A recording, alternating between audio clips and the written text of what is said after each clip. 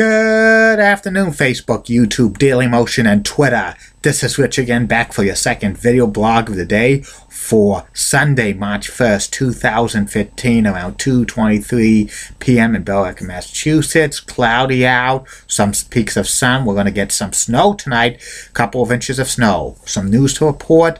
The Chicago Blackhawks acquired center Antoine Vermette from the Arizona Coyotes for draft picks, and also the Washington Capitals acquired Curtis Glenn Moss from the Flames for draft picks, and the Bruins have not made a trade yet. They need to, because trading deadline's coming tomorrow, and if they stand pat, they're going to be in a lot of trouble because it's so inconsistent. Even though they won 2 in a row, I don't know if they're going to win several in a row. They could go back on a losing streak, and that's not good because the Panthers are loading up, and they could overtake them. And it's sad news to report in the world of Major League Baseball. Former White Sox outfielder Manny Minoso passed away at the age of 90, but there's some sources says he was 92. Manny Minoso was the first African-Cuban player to play for the White Sox. He played in the White Sox for the 50s. He's the only guy to play in 5 different decades, 40s, 50s, 60s, 70s, and 80s. Was a great baseball player. And that's about it on that. My next subject is about the Hart Foundation, which was one of the most famous WWE tag teams of all time.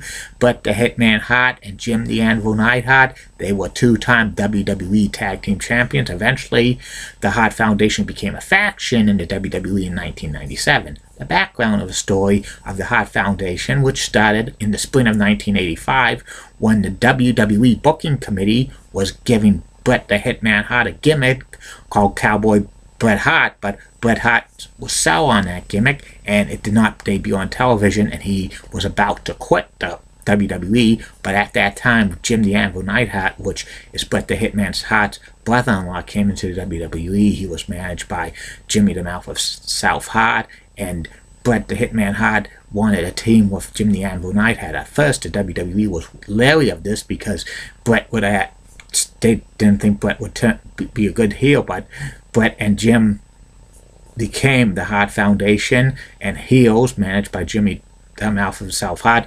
Jimmy Hart's no relation to Bret the Hitman Hart, by the way.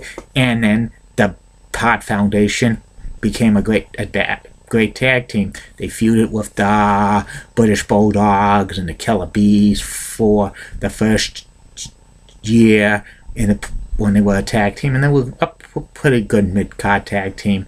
But the Hitman Hart had a few singles matches against Ricky the Dragon Steamboat at a house show in Boston, and the Hart Foundation were in the 20-man Battle Royal at WrestleMania 2, but the Hitman Hart was thrown up over the top rope by Andre the Giant.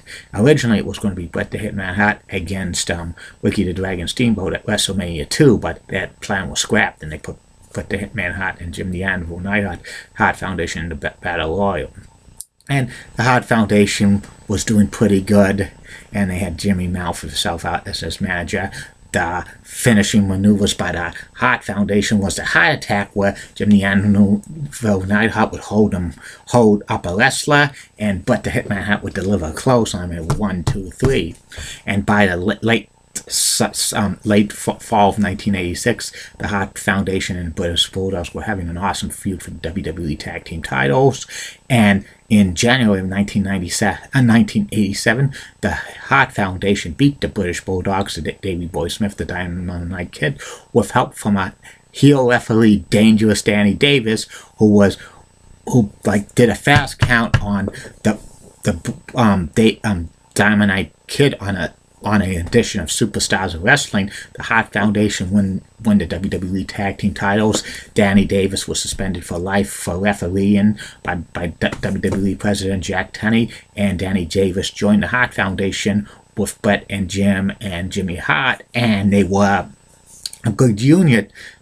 And at WrestleMania 3, it was Bret the Hitman Hart Jimmy Hanville, Neidhart, and Dangerous Stanley Davis against Tito Santana and the British Bulldogs, which was a great six-man tag.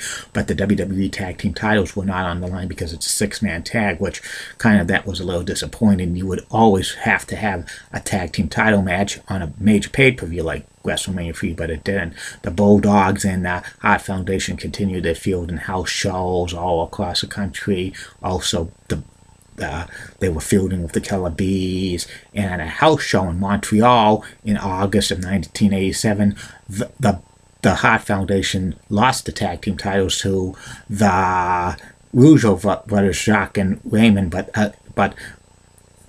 the decision was reversed because, like, an illegal man was pinned. I think Neidhart was pinned, but the Hitman Hart was the legal wrestler, and then they had a reverse decision. In fall of 1987, the Hart Foundation lost the WWE Tag Team titles to Strikeforce, and then a few months later, the Hart Foundation was temporarily split up because Bret the Hitman Hart was getting a lot of fan mail by the fans of the WWE. He even got more fan mail of Hulk Hogan, and they temporarily split up the Hart Foundation. They planted the seeds at WrestleMania 4 in the 20-man Invitational Battle Royal. It was Bret the Hitman Hart and Bad News Brown. They were the final two in, but Bad News Brown gave Bret the Hitman Hart the Ghetto Blaster, and then he turned, and Bad News won the Battle Royal, but Bret the Hitman Hart destroyed the trophy that Bad News was going to get in. And Bret the Hitman Hart and Bad News Brown had like a feud at house shows, which Bad News won. And also around this time, Bret was turning face, and Jim Anvil Nighthouse was turning face as well. In singles matches. Eventually, by the summer of 1988, Bret the Hitman Hart and Jimmy Anvil Neidhart got back together as the Hart Foundation as faces. They fired Jimmy Hart, but Jimmy Hart had a plan, and he got the fabulous Rougeau brothers, who turned from face to heel around this time as well. They sold him the contract, and they get 25% of the contract. And the Hart Foundation and the Rougeaus have a feud all over the WWE. It was back and forth. Sometimes the Rougeaus won, sometimes the Hart Foundation won. In 1989, most of the year, the Hart Foundation, Bret the Hitman Hart, and Jim the Anvil Neidhart weren't tagging as much. They had some matches. They wrestled at WrestleMania 5, beating the Honky Tonk Man and Greg the Hammer Valentine, but most of the year the Hart Foundation were basically singles wrestlers. Bret was feuding with Mr. Perfect, and he had some matches with Macho Man Randy Savage and a few others. Jimmy Anvil Neidhart was basically kind of a jobber to the stars around this time as well, but in SummerSlam 1989, the Hart Foundation had a great match against the Brainbusters, which were Arn Anderson and Tully Blanchard. It was an opening match at SummerSlam 1989. It was not a title match, even though the Brainbusters were WWE Tag Team Champions. And they were also, like, the Hart Foundation also was feuding with Powers of Pain and also the Rockers, where the Hart Foundation was kind of the heels. And by 1990, the Hart Foundation was fully back as a tag team, and they were starting a feud with Demolition and the Rockers, and they were kind of, having the Hart Foundation as like kind of as the de facto heels while they were wrestling the Rockers and like Demolition. I think the Rockers were faces, Demolition was kind of tweeners, and the Hart Foundation was kind of heels. But by the summer of 1990, Demolition turned full heel because they had to get a new member, Crush. There was rumors they were going to turn the Hart Foundation heel and have Jimmy Hart come back as their manager, but that was scrapped when Demolition turned heel completely, and the Hart Foundation started a feud with Demolition over the WWE Tag Team titles. They had great house shows with Demolition won because of interference, because of the illegal men. After this, they had the match at SummerSlam 1990 where the Hart Foundation faced off against Demolition, but they only could have two members of Demolition. Crush and Smash were wrestling most of the match, but Axe was coming down, trying to interfere. It was like one fall piece, and then Axe tried to interfere and also caused like to win, but the Legion of Doom came in and interfered, and the Hart Foundation become two-time WWE Tag Team title champions. They had about a 7-month reign with the belts the second time. They were originally going to drop them to the Rockers on a Saturday night's main event in October of 1990, but the ring collapsed during the second fall of that match, and the Rockers won, but they had to reverse the decision. They were going to break up the Hart Foundation at that time. Bret was going to get his real singles push, and then Jim the Anvil Knight was going to be kept around as an announcer. But like the title change was reversed because they could not air that match on television, and for the record, the Hart Foundation's reign continued, even though the Rockers defended against on the house shows. By like the spring of 1991, the decision was made that the Hart Foundation was going to be split up completely. Bret the Hitman Hart was going to get his singles run as champions, and before they did that, they had a match against the Legion of Doom, which was taped at a video where the Harts played the heels and the Legion of Doom played the face. Great match, and the Legion of Doom won that match. And at WrestleMania 7, it was the Nasty Boys against the Hart Foundation for the WWE Tag Team titles. It was a great match, but the Hitman Hart pinned one of the Nasty Boys, but I think Knobs, but Sags hit him with the motorcycle helmet by Jimmy Hart, and then the Nasty Boys are the new WWE Tag Team Champions. The Hart Foundation, Jim the Anvil Neidhart and Bret the Hitman Hart, were split up. Bret goes on to a singles career, which led him to several WWE titles, like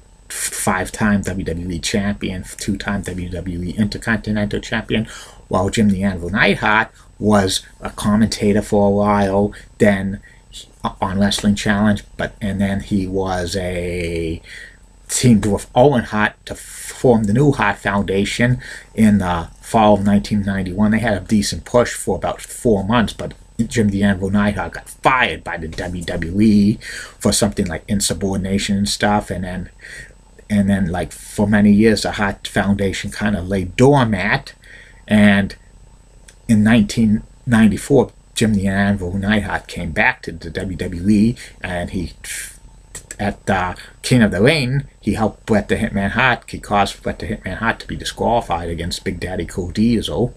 But then at the King of the Ring finals, it was Owen Hart against Razor Ramon, and Jim the Anvil Neidhart attacks Razor Ramon, and then he aligns himself with Owen, and him and Owen have feud with Bret and the Bulldog for several months. But then Jim the Anvil Neidhart gets fired again, and then for the next couple of years, they have the thing with the Bret, Owen, and Davey Boy fighting one another.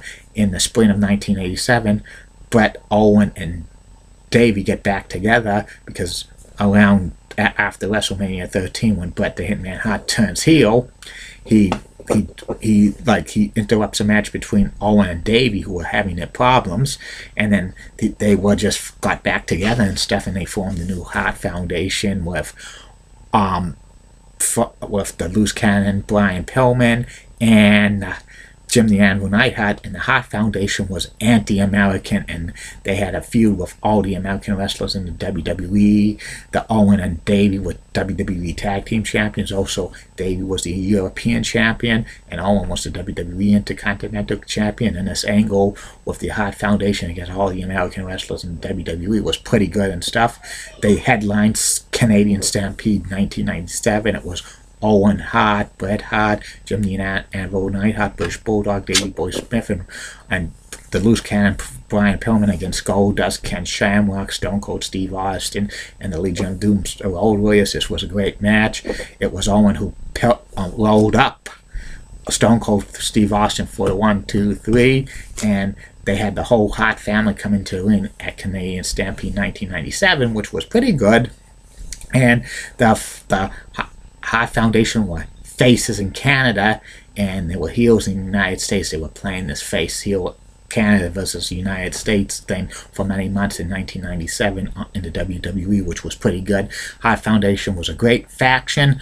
But in September of 1997, Jim the Anvil Neidhart left briefly but came back. Also, the loose cannon Brian Pillman was dropped from the Hart Foundation. He eventually passed away, and then in November of 1997, the Hart Foundation ceased to exist in the WWE when Bret the Hitman Hart was screwed over by Vince McMahon in a title match for the WWE title against Shawn Michaels in Montreal, Canada, which was the Montreal Screw Job. I told you about that in an earlier blog. You could check it out on YouTube or Facebook. And the Hart Foundation ceased to exist. The Hart Foundation faction was awesome, and also was probably the best faction in the WWE around that time, in my opinion. And the Hart Foundation tag team with Bret the Hitman Hart and Jim the Anvil Neidhart was probably one of the top 10 teams in WWE history. I'm very surprised they're not in the WWE Hall of Fame, Bret the Hitman Hart and Jim the Anvil Neidhart as a Hart Foundation, but maybe one of these days. The new foundation, well, some people call them the new Hart Foundation, Owen Hart and Jim the Anvil Neidhart, they had potential when they were teaming, but I think the Anvil just got when the Anvil got fired, that ended the team. But I thought if the Anvil and Owen stayed together around 1992, if Anvil wasn't fired, eventually I think the Anvil and Owen would have probably had a WWE title reign at some point in 1992. And that's about it on the Hart Foundation. I'll be back later, Facebook friends, YouTube followers, Daily Motion, and Twitter, with a third and final video blog of the night, which will be about former Maple Leafs player Rick Vaive, because this week's personality profiles is going to be about Toronto Maple Leafs and Toronto Blue Jays players, kind of like some of the greatest sports athletes to come from Toronto. And next week will be about Final Four and college basketball personalities. And the next week afterwards, I don't know what I'm going to do. Maybe I'll do one about personality profiles about Montreal Canadiens and Montreal Expos players. Who knows? See you later, Facebook friends, YouTube followers, Daily Motion, and Twitter. And this I'm doing it like it's a train thing on a train billboard, and this one looks like the background of the Green Line in Boston near Leechmere Station. See you later, Facebook friends, YouTube followers, Daily Motion, and Twitter. Bye now.